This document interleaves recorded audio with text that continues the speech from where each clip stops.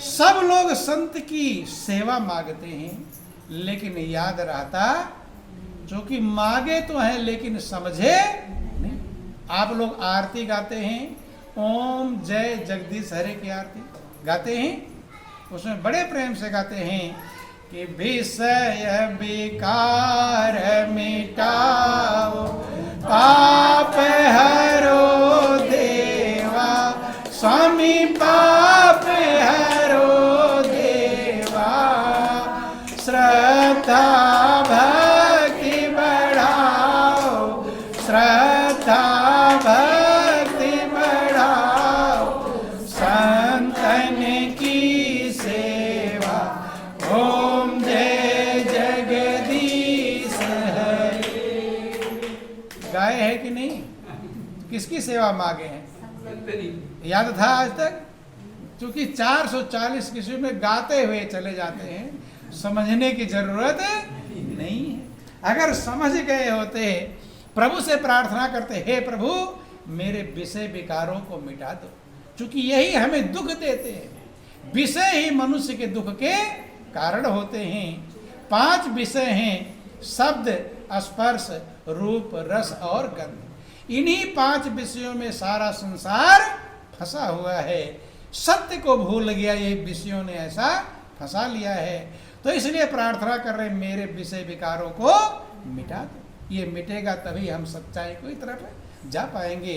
पाप हरो देवा, मेरे पाप को हर लो, और श्रद्धा भक्ति बढ़ाओ, मेरी श्रद्धा बढ़ा दो, मेरी भक्ति बढ़ा दो। किसमें? संतन की सेवा, ताकि मैं संतन की सेवा कर सकूं। जो कहा, जो करे सेवा वो पावे। संतन की सेवा क्यों मांग रहे हैं? भगवान से तो मांग रहे हैं संतन की सेवा।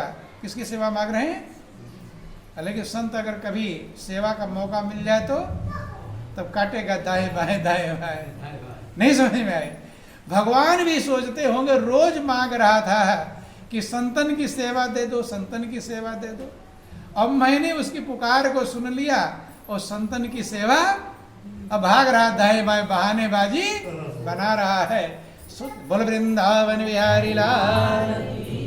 तो ध्यान देना, गौर करने का प्रयास करेंगे। मांगते हैं, जो आरती आप लोग गाते हैं, ओम जय जगदीश हरे, ये आरती गाते हैं ना, अगर इस आरती को आप समझ लें तो आपके जीवन के उद्धार में कोई संशय नहीं रह जाएगा। लेकिन खाली गाने से नहीं, ध्यान देना, इसमें कितना फल मौजूद है, लेकिन हम समझ पाते नहीं। सबसे पहली लाइन है, ध्यान देना, पहली लाइन क्या है कि जो ध्यावे फल पावे, दुख बिन से मन का, स्वामी दुख बिन से मन का, सुख संपत्ति घर आवे, सुख संपत्ति घर आवे, कष्ट मिटे तन का, ओम जय जगदीश हरे। इसका फल कभी गौर किया? क्या का फल मिलेगा? जो ध्यावे फल पावे, दुख बिन से मन का। कौन सा दुख का विनाश हो जाएगा? मन का जो दुख, मानसिक दुख।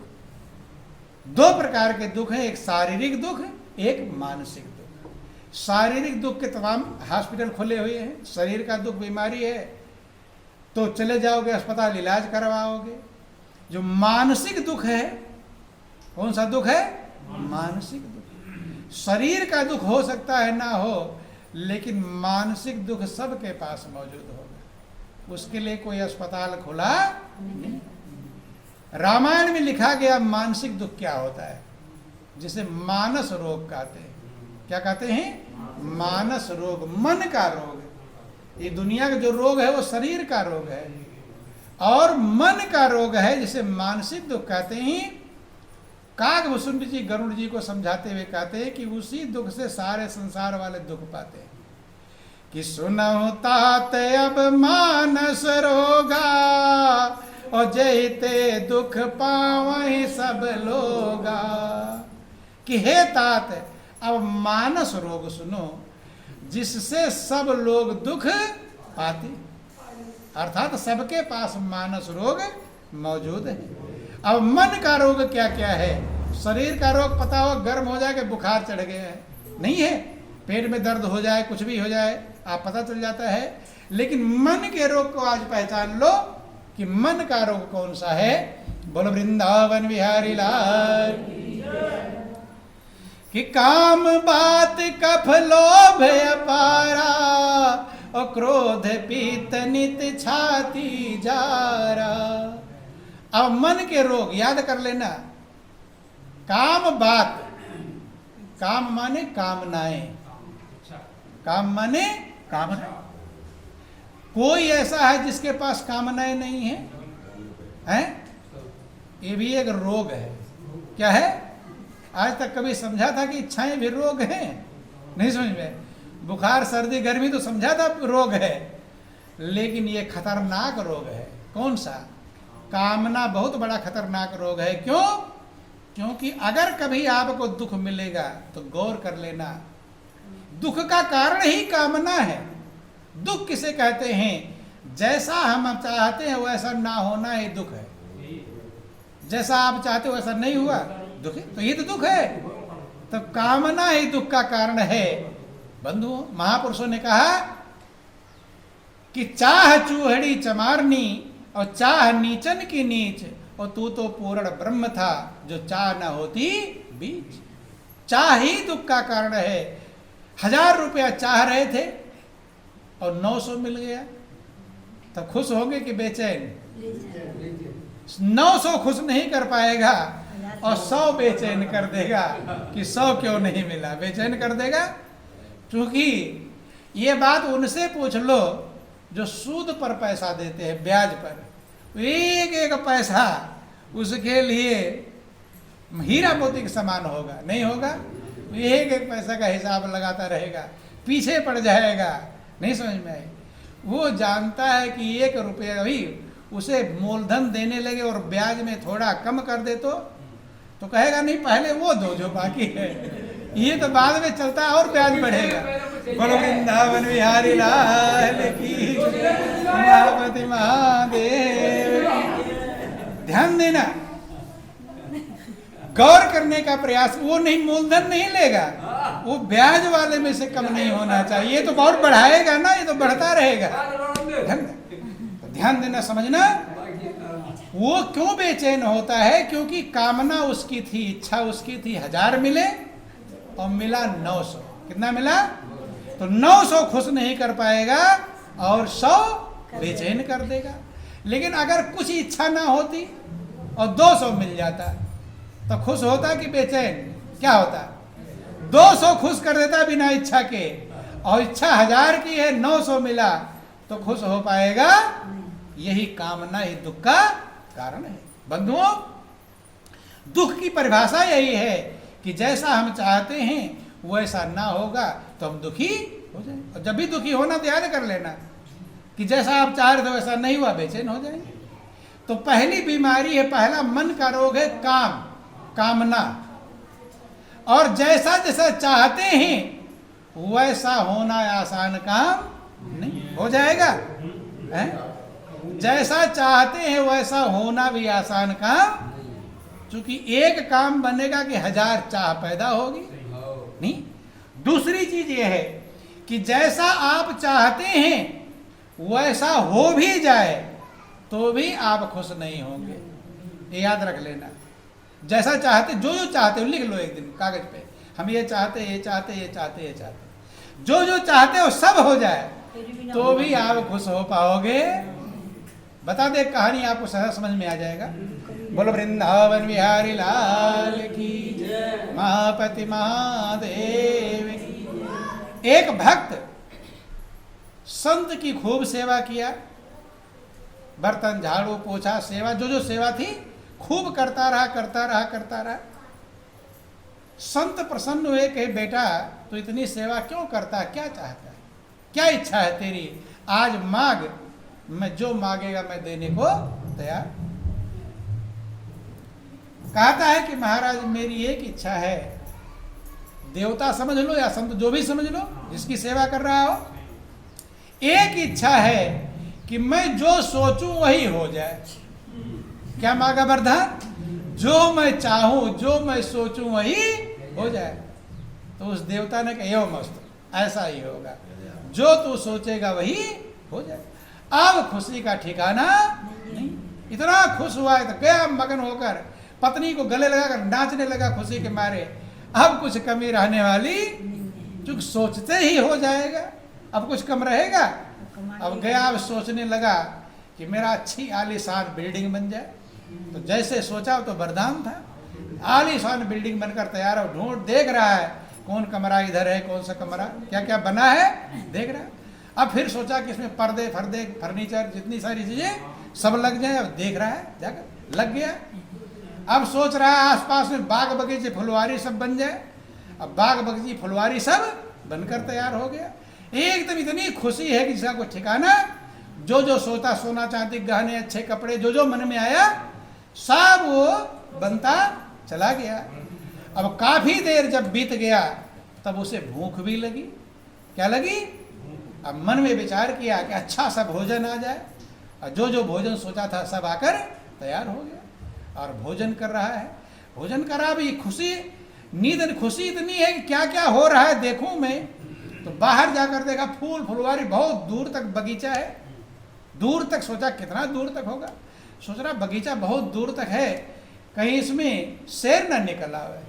क्या नहीं निकल आवे? अब जो सोचेगा वही तो हो जाएगा। तो जैसे सोचा शेर ना निकल आया तो शेर ही निकल आया। क्या निकल आया? और जब शेर निकल, कुत्ता आप रास्ते में जा रहे हो और कुत्ता दिखाई पड़ जाए तो आपके मन में क्या विचार आएगा कि मेरी तरफ ना आवे? डरता है कि नहीं यार? जैसे शेर दिखाई पड़ गया और सोचा कि मेरी तरफ ना आवे, तो जैसे सोचा मेरी तरफ आओ तो आने ही लगा। क्या आने लगा? आने ही लगा। अब और डर गया, डरा कि मुझे खा ना जाए। जैसा सोचा खाना तो शेर ने खा नहीं, अब खत्म हो गया। तो सुखी हो गया। जैसा सोचोगे वैसा हो भी जाएगा तो सुखी हो सकते। बोल वृंदावन बिहारी लाल की, मापति महादेव। इसीलिए महापुरुष कहते काम बात रोग है। कौन सा रोग है? बात समझते, वायु का रोग। जिसको वायु का रोग हो उससे पूछना, आज घुटना दर्द कर रहा है तो कर पीठ दर्द करेगा, फिर हाथ दर्द करेगा, फिर ये दर्द करेगा। वायु चलती रहती, क्या होती थी? चलती रहती है। ऐसे जो कामना वाला रोग है, वो जैसे वायु का रोग परेशान करता है वैसे कामना वाला रोग परेशान करता है। आज सोचेगा धन मिल जाए, कल सोचेगा बिल्डिंग बन जाए, परसों सोचेगा बेटा की नौकरी लग जाए, नरसों सोचेगा दुश्मन मर जाए। मतलब वो कितनी कामनाएं रहेंगी जिसका कुछ ठिकाना नहीं है। बोलो वृंदावन बिहारी लाल। तो जैसे बात रोग, वायु का रोग जगह जगह दर्द करता है, ऐसे कामना वाला जो मन का रोग है ये आपको दर्द ही करता, बेचैन ही करता रहेगा। तो पहला मन का रोग है, मानस रोग है, काम बात कफ लोभ अपारा। और दूसरा रोग है लोभ। क्या है? लोभ। लोभ का मतलब,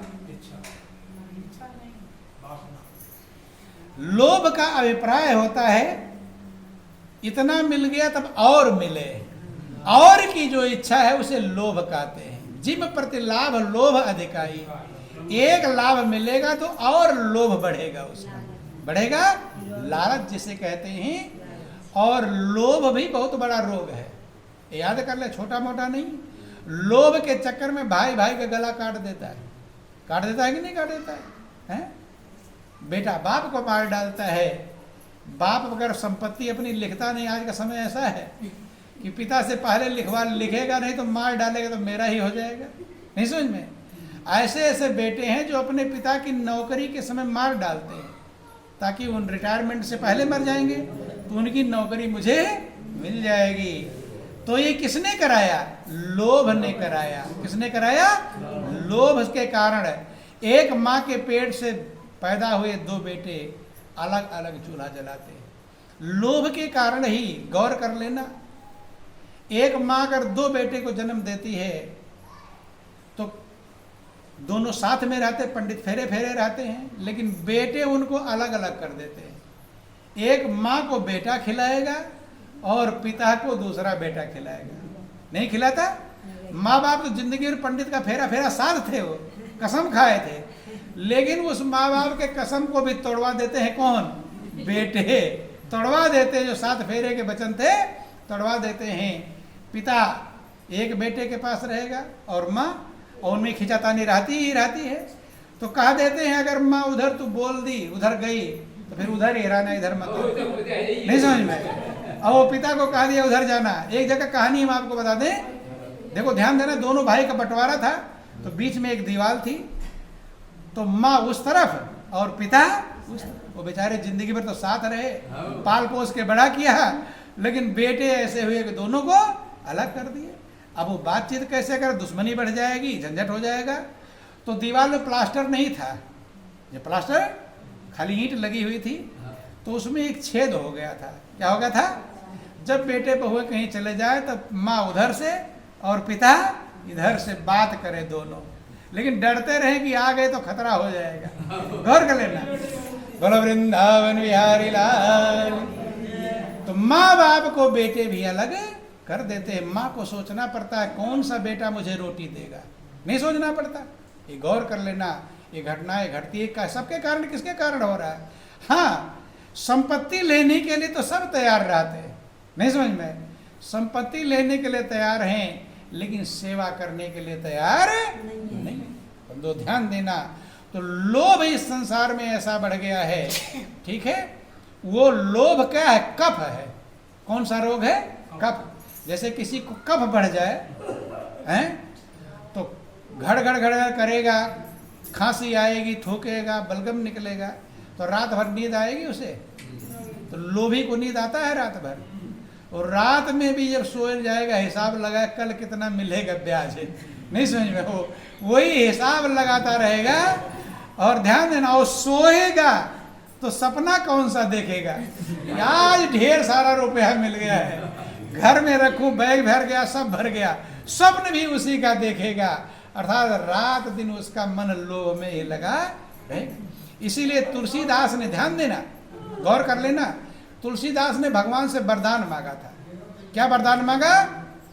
कि हे प्रभु, जैसे लोभी को धन प्रिय है, क्या प्रिय है? धन, और कामी पुरुष को नारी प्रिय है, ऐसे प्रभु मेरे लिए आप प्रिय हो जाओ। रामायण में लिखा गया कि कामी नारी प्यारे जिमी, और लोभी प्रिय जिम दाम, और तिम रघुनाथ निरंतर प्रिय लागो मोहि राम। अर्थात लोभी धन को कितना प्रेम करता है, इतना ही प्रेम भगवान से मांग रहे हैं। अर्थात बहुत प्रेम करता होगा, तभी तो लोभी का उदाहरण दिया गया कि लोभी धन से इतना प्रेम करता है और कामी पुरुष स्त्री से इतना प्रेम करता है, इतना ही प्रेम हे प्रभु मेरा आपके चरणों में हो जाए। तो मेरा उदाहरण दिया, अर्थात लोभी को धन बहुत प्यारा होता है। चमड़ी चली जाए, कहते ना, चमड़ी चली जाए लेकिन दमड़ी ना जाए। भूखा रह लेगा लेकिन पैसा खर्च करने वाला नहीं। ध्यान दे। बोलो वृंदावन बिहारी लाल। तो लोभ बढ़ा हुआ कफ है, काम बात कफ लोभ, कफ भरा हुआ रहेगा, न दिन में खांसेगा थूकेगा, न दिन में चैन पाएगा और न रात में नींद आएगी। ऐसे लोभी को रात दिन में उसे चैन मिलता, उसे दिमाग वहीं चकराता रहता है। कैसे 99 पूरा हो गया, एक और मिल जाता तो 100 हो जाता, नहीं समझ? उसी जुगाड़ में रहेगा। 99 में अगर 10 खर्च करेगा नहीं, वो तो इंतजार कर रहा कब एक और आए और 100 हो, नहीं समझ? वो खर्च करने वाला नहीं। तो कामना पहला रोग, काम बात कफ लोभ अपारा, और क्रोध पित्त नित छाती जा रहा। क्रोध पित्त का रोग है। जब किसी को पित्त शरीर में हो जाए, उल्टी डकार आती है, गले पर खट्टा खड़ा जलन जैसा हो जाता है, अब उसका कुछ खाने पीने का मन नहीं करता। कहता है कि नहीं, पित्त समझते हैं, उल्टा ऊपर आता है, वायु आती है और गले पर जलन जैसी हो जाती है, खट्टा खट्टा नहीं, उसे पित्त कहकर पुकारा गया। तो क्रोध जो है वो पित्त है, रात दिन वो छाती जलाता रहता है। इसके अंदर क्रोध होगा, उसे देखना, क्रोधी को, क्रोधी का चेहरा ऐसे तमतमाया हरदम रहता है, नहीं रहता, उसका चेहरा अलग बता देता है। तो काम बात कफ लोभ अपारा, और क्रोध पित्त नित छाती जारा, और अगर तीनों अगर के है हो जाए तो कि प्रीति करहि जो तीनों भाई उपजय सन्निपात दुखदाई। तीनों कामना भी है, क्रोध भी है और लोभ भी है, तीनों अगर इकट्ठे हो जाए तो सन्निपात हो जाए। सन्निपात माने उसे किधर जाएगा, किधर क्या होगा, सनपाता रहेगा, क्या करूं क्या करना, पगलाया जैसा, उसका दिमाग फिर काम करने वाला नहीं। आगे ध्यान देना, ये मन के रोग हैं। तृष्णा उदर वृद्धि भारी।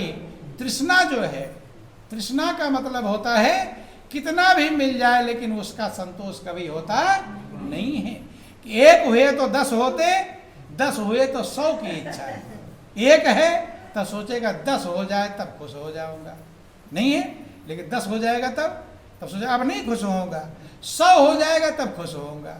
और 100, एक हुए तो 10 होते, 10 हुए तो 100 की इच्छा है, 100 हुआ तो मन में आया अब सहसा हो तो अच्छा है, 1000 हो जाए।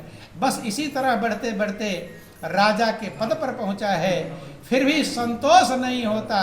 ऐसी यह डायन तृष्णा है। तृष्णा को डायन कहा गया है। डायन का मतलब कितना खा ले लेकिन उसका पेट नहीं। जब तलक हृदय या तृष्णा है तब तलक प्रकाश नहीं होता। हाँ, आयु नाश हो जाती है लेकिन तृष्णा का नाश, मर जाते हैं लेकिन तृष्णा जो कि अगले जन्म में फिर वही चालू हो जाएगा। जैसे तृष्णा में मरेंगे तो अगले जन्म में फिर तृष्णा जरूर रहेगी, वहीं से चालू हो जाएगी। तो इसलिए कहते हैं तृष्णा उदर वृद्धि भारी। तृष्णा कौन सा? मन के रोगों का शरीर के रोगों से तुलना किया गया। उदर वृद्धि पेट बहुत बड़ा हो जाए। जब बहुत बड़ा पेट किसी का हो जाए, अब उसे उठने में, बैठने में, लेटने में, श्वास लेने में, सब में बेचैनी रहेगी। रहेगी कि नहीं रहेगी? ऐसे जिसके अंदर तृष्णा है वो हरदम बेचैन ही रहेगा। बंधुओं, तो इस प्रकार से तमाम मन के रोगों का उदाहरण दिया। किसको? काकभुसुंड ने गरुड़ जी को समझाया कि ये मन के रोग हैं और ये कहते हैं सबके, लख बिरले न पाए। ये रोग तो हैं सबके, लेकिन जान बिरले पाए हैं कि मेरे पास भी ये रोग है। लोग जान पाते नहीं हैं। अगर आप जान गए कि मेरे पास ये मन का रोग है, कि जाने ते छीजहि कछु पापी और नाश न पावहि जन परितापी। जान लेने पर थोड़ा ये कम तो हो जाएंगे। आप जान गए कि मेरे अंदर तृष्णा है, मेरे अंदर लोभ है, मेरे अंदर क्रोध है, मेरे अंदर ये है, तो थोड़ा कम तो हो जाएगा, लेकिन ये नाश को खत्म होने वाले नहीं। नाश न पावे जन प्रतापी। लोगों को दुखी करने वाले रोग खत्म होते नहीं। अब क्या उपाय है इसका? बस आपका टाइम भी हो गया, उपाय और सुन लो। अब इतना ज्यादा टाइम नहीं था। बोलो कैसे ये नष्ट होंगे, इसका उपाय क्या है? बोलो वृंदावन बिहारी लाल। 7 पुराण वेद बहुत उपाय कहे हैं, लेकिन उससे छूटते नहीं और बढ़ जाते। कि नेम धर्म आचार तप जोग यज्ञ जप दान और भेषज पुनि कोटिन नहीं रोग जाहि हरि जान। कहते हैं करोड़ों उपाय हैं, 7 पुराण वेद कहे हैं, लेकिन ये रोग जाते नहीं और बढ़ जाते हैं। नेम धर्म आचार, तपस्या करो, जोग यज्ञ जप दान, 8 गिनाया। ऐसे ऐसे 8 नहीं, करोड़ों उपचार हैं, लेकिन उन करोड़ों उपचार से रोग जाने वाले नहीं। रोग जाए हर जान। तो आगे के उपाय क्या बतलाया, कैसे ये रोग खत्म होंगे? उपाय बताया गया कि सतगुरु वैद्य बचन विश्वासा और संयम यह न विषय करे आशा। एक उपाय है सदगुरु रूपी इसके वैद्य। ये जो डॉक्टर के हॉस्पिटल खोल रखे वो वैद्य नहीं, वो शरीर के रोग के वैद्य है, डॉक्टर हैं। मन के रोगों के वैद्य हैं सदगुरु। कौन है? इसीलिए कहा कर्णधार सतगुरु दृढ़ नावा और दुर्लभ साध सुलभ कर पावा। सतगुरु वैद्य वचन विश्वासा। सदगुरु वैद्य हैं मन के रोगों के, और उनके वचन में विश्वास अगर होगा, ठीक है। और संयम यह न विषय कर आशा। संयम क्या है? परहेज क्या है? विषयों की आशा न हो। ये परहेज है। अगर ये परहेज करेंगे, और परहेज तो बता दिया, अब दवा क्या है कि रघुपति भगति सजीवन मूरी, अनुपान श्रद्धा मति पूरी। जो प्रभु की भक्ति है वो संजीवनी बूटी, जड़ी बूटी है। किसके लिए? मन के रोगों को नष्ट करने के लिए। अनुपान, अनुपान मैंने दवा के साथ में जो लिया जाता है, जैसे कर ले जाओ दवा शहद में मिला कर लेना, तो शहद अनुपान इसके साथ खाया जाता है, पान किया जाता है, पिया जाता है। तो अनुपान क्या? श्रद्धा, पूर्ण जो श्रद्धा है ये अनुपान है। अनुपान श्रद्धा मत पूरी, ये 4 चीजें बताए, ध्यान देना, ये याद कर लेना। मन के रोग कैसे जाएंगे? वैद्य उसके हैं सदगुरु। तो पहला काम वैद्य के पास जाना पड़ेगा, नहीं समझ में? और ये रोग सबके पास है सबके, लख बिरले न पाए, है सबके, जान कोई बिरला आता है। इसलिए सबको सदगुरु के शरण में जाना पड़ेगा, क्योंकि गुरु बिन भवने तरे न कोई, और जो बिरंची शंकर सब होई। चाहे आप ब्रह्मा की पूजा नहीं, उनके बराबर बन जाओ, शंकर के समान बन जाओ, लेकिन बिना सदगुरु के भवसागर पार नहीं हो सकता। तो ध्यान देना, थोड़ा ध्यान देंगे।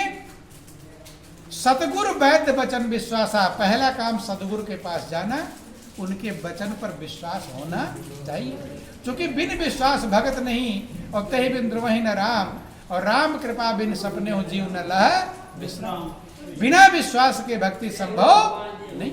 बंधुओं, तो कहते हैं सतगुरु वैद्य वचन विश्वासा, सदगुरु रूपी वैद्य के वचनों में विश्वास हो। बस 2-4 मिनट और आपका टाइम है, टाइम हो गया है, थक गए होंगे आप लोग बैठे बैठे। बोलो वृंदावन बिहारी लाल। संयम का मतलब परहेज है, दुनिया की आशा ना हो। और रघुपति भगत सजीवन मोरी, जो प्रभु की भक्ति है वो संजीवनी, वो सदगुरु से मिलेगी। और राम की भक्ति क्या है, ये थोड़ा गौर कर लेंगे। बोलो वृंदावन बिहारी लाल। उसी रामायण में सब लिखा गया, लेकिन हम खाली पढ़ने के लिए पढ़ते हैं और करने के लिए पढ़ते नहीं। ध्यान देंगे। बोलो वृंदावन बिहारी लाल की जय। राम की भक्ति क्या है, रघुपति भक्ति क्या है? रामायण में लिखा गया कि राम भगति चिंतामणि सुंदर, और बसे गरुड़ जाके उरे अंतर। परम प्रकाश रूप दिन राती, और नहीं कछु चाहिए दिया घृत बाती। तो राम की भक्ति क्या है? काकभूषुंड जी गरुड़ जी से कहते हैं राम भगत चिंतामणि सुंदर। राम की भक्ति ऐसी चिंतामणि है जो चिंताओं को दूर करने वाली है। बसे गरुड़ जाके और अंतर, जिसके हृदय में बस जाती है। तो कैसे पहचानेंगे कि मेरे हृदय में प्रभु की भक्ति आ गई? तो उसके हृदय में परम प्रकाश रूप दिन राती, रात दिन उसके हृदय में परम प्रकाश का ज्ञान हो जाएगा। नहीं कछु चाहिए दिया घृत बाती। उस भक्ति के लिए न दिया चाहिए, न घी चाहिए, न बत्ती चाहिए। खुद जो परम प्रकाश रूप है, वो परम प्रकाश रूप आपके हृदय में बिना सदगुरु के जागृत नहीं होता। और वही राम की भक्ति, वही भक्ति आपके मन के विकारों को दूर करेगी। नहीं दुनिया की दिखावटी भक्ति करते रहते हैं, मन के विकार दूर होते नहीं। बंधुओं, रघुपति भगत सजीवन मोरी, वो संजीवनी बूटी वही है, वो सदगुरु से मिलेगी। कहाँ से मिलेगी? सदगुरु से मिलेगी। अब एक छोटा सा भजन है और आपका टाइम हो गया। वो संजीवनी बूटी कैसी है, ये कबीर ने समझाया। बोलो वृंदावन बिहारी लाल। सदगुरु से कौन सी रघुपति भगत सजीवन मूरी क्या मिलती है कि हमारे गुरु ने दीनी, हमारे गुरु ने दीनी, अमृत नाम जड़ी। हमारे गुरु ने दीनी अमृत नाम, हमारे गुरु ने दीनी अमृत नाम जड़ी। हमारे गुरु ने दीनी अमृत नाम। अमृत का मतलब जो अमर हो, जो कभी मरता ना हो। तो कभी जो नहीं मरने वाला है वो आपकी आत्मा है। क्या है आपकी? यही भगवान कृष्ण ने अर्जुन से समझाया, हे अर्जुन इस देह में स्थित जो आत्मा है वास्तव में वो परमात्मा ही है, वही सब कुछ करने वाला है। तो इसलिए कहते हैं कि वो अमर है और वो आत्मा का ज्ञान, आत्मज्ञान बिना सदगुरु के होता नहीं। बंद वो अमृत नाम है, वो जड़ी है।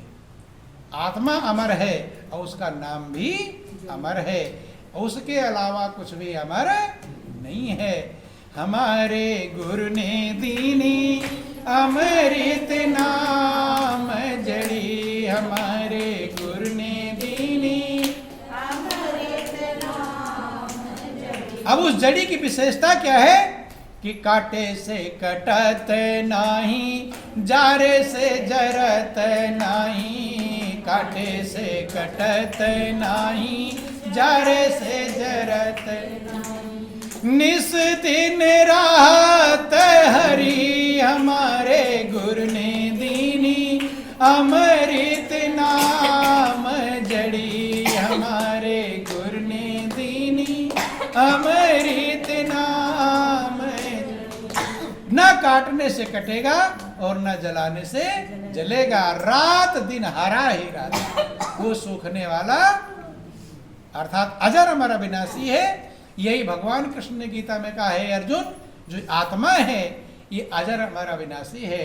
नैनम छिदंत शस्त्राण न चैनम दहत पावका, न क्लेदंत तापो न शोषित मार्ग। अर्जुन न इसे शस्त्र काट सकते हैं, न अग्नि जला सकती है, न जल गीला कर सकता है, न वायु सुखा सकता है। वही कबीर कहते हैं, कांटे से कटत नहीं और जारे से जरत नहीं, निस दिन रहत हरि हमारे गुरु ने दीनी अमृत नाम जड़ी। और क्या उसकी विशेषता है? जड़ी फायदा क्या करती है कि 5 नाग 25 नागनी, 5 नाग 25 नागनी, सुघत तुरत मरी हमारे गुरु ने दीनी अमृत नाम जड़ी, हमारे गुरु ने दीनी अमृत नाम। जड़ी बूटी क्या कार्य करती है? 5 नाग और 25 नागिनी। वो अगर जड़ी बूटी सूंघा दोगे तो सूंघ के मर जाएंगे। क्या हो जाएंगे? तो 5 नाग कौन से हैं? वो सबके पास मौजूद है, डरना मत। वो ये सांप